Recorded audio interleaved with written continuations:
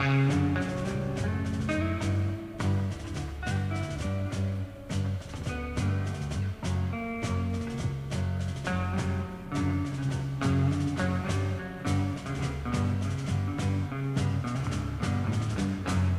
I don't want to hear no talk about no revolution.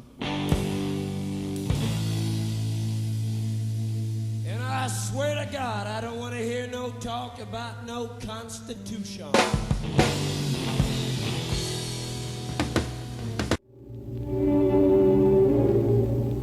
The national obsession with violent death dates back 3 years to the assassination of President Kennedy. In 1966, that murder remains a subject of controversy.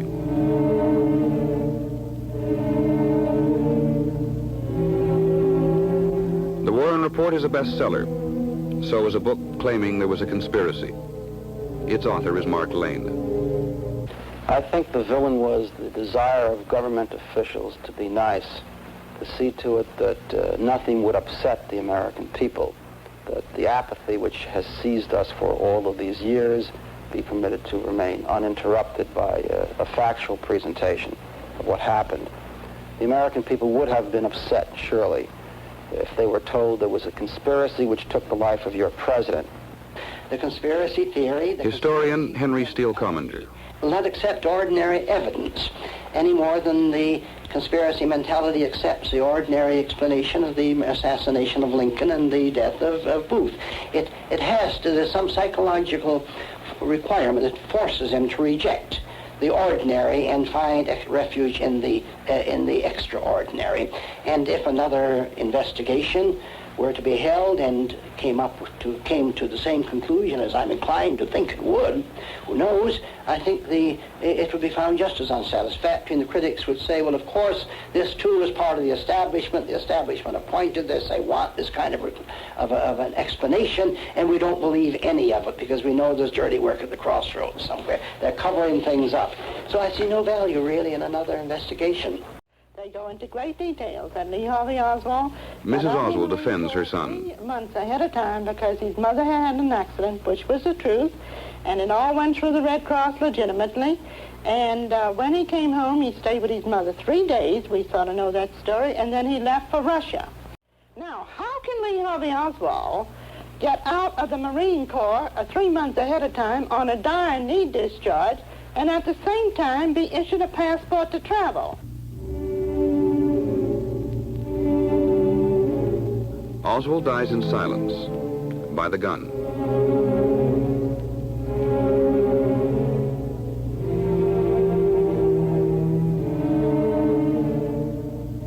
Buried with him, perhaps, is the full story of the killing of the president.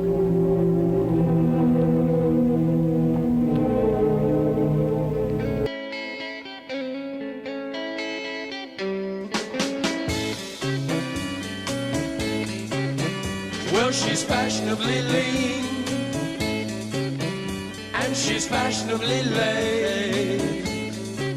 She'll never rank a scene, she'll never break a day. But she's no drag, just watch the way she walks. She's a 20th century fox. She's a 20th century fox. No tears, no fears, no ruin years, no clocks. She's a 20th century fox. Oh, yeah. The young and affluent feed the credit card boom. Enjoy now, pay later.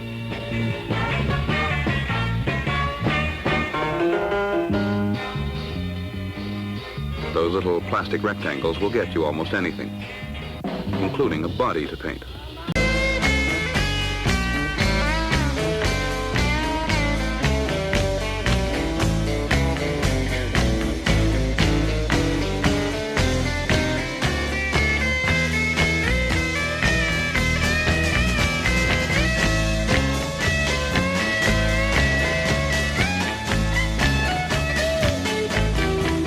She's the queen of cool, and she's the lady who waits. Sets her mind, let's screw on. It never hesitates. She won't waste time on elementary talk. 'Cause she's a 20th century fox. She's a 20th century fox. Got the world locked up inside a plastic box. She's a 20th century fox of it. 20th century fox of it. 20th century fox of it. She's a 20th century fox.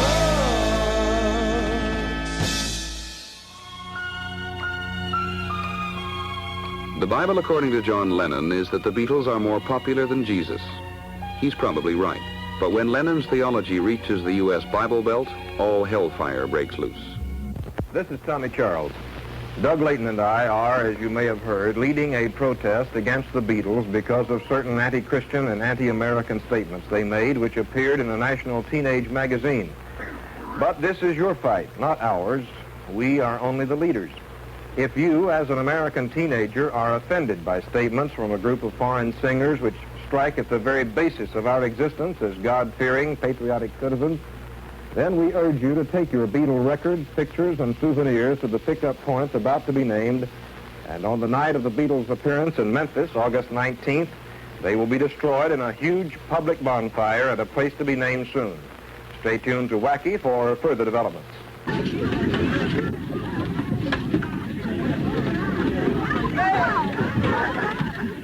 Lennon soon apologizes, and the Beatles are again #1 on Wacky. Another pop star is misunderstood by the media. Bob Dylan. How many people who labor in the same musical vineyard in which you toil, how many are protest singers? How many? Yes.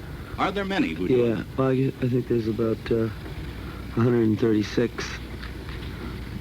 You say about 136? Yeah. Or do you mean exactly 136? It's either 136 or 142.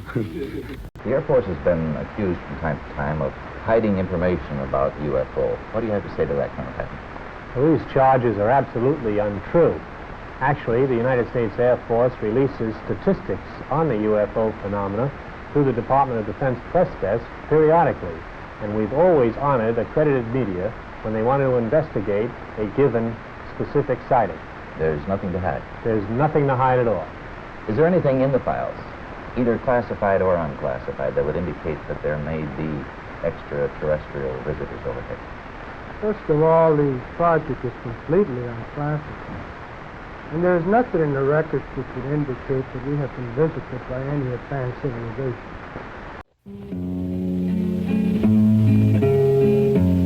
California's San Joaquin Valley holds some of the richest farmland in the United States. Yet those who work the vineyards live in poverty. In 1966, a few of them set out for the state capital, 250 miles away.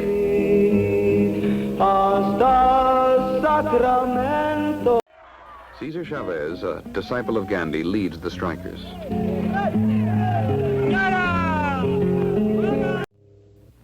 For Cesar Chavez, the trend of show business people entering politics bodes no good. Ronald Reagan wants to be governor of California. Now you vote for me if you believe in yourself, if you believe in your right to control your own destiny, to run your own life. Reagan has more going for him. He appeals to people concerned about a mortgage, pressured by increased taxes.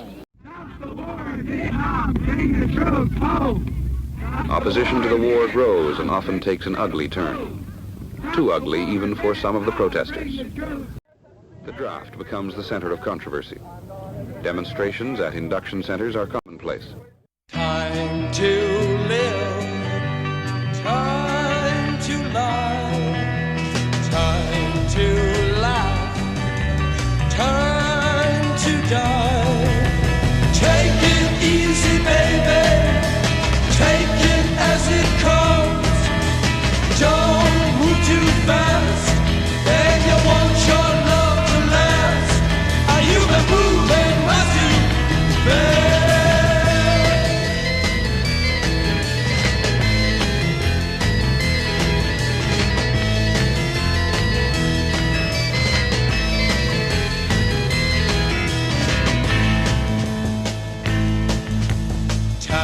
Time to walk, time to run, time to aim your arrows at the sun.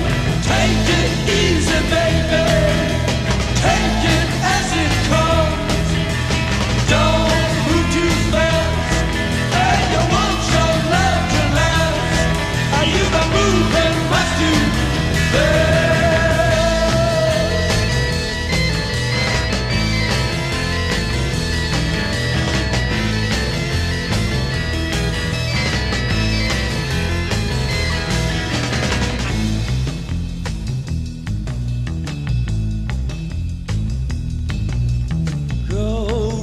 Slow, you like it more and more.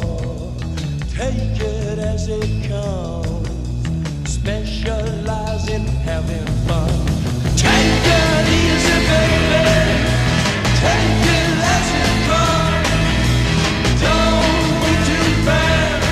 Hey, you want your love to last. Are you been moving much too fast? Moving much too fast.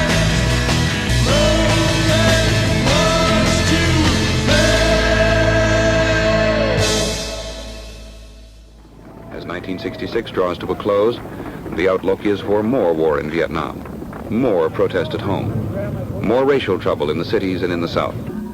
The prospects are not encouraging. Well, come on, all of you big, strong men. Uncle Sam needs your help again. He's got himself in a terrible jam way down yonder in Vietnam. So put down your books and pick up. We're gonna have a whole lot of fun. And here's the 1, 2, 3. What are we fighting for? Don't ask me, I don't give a damn. The next stop is Vietnam. And it's 5, 6, 7. Open up the pearly gate. Well, now there ain't no time to wonder why. Hey, we're all gonna die.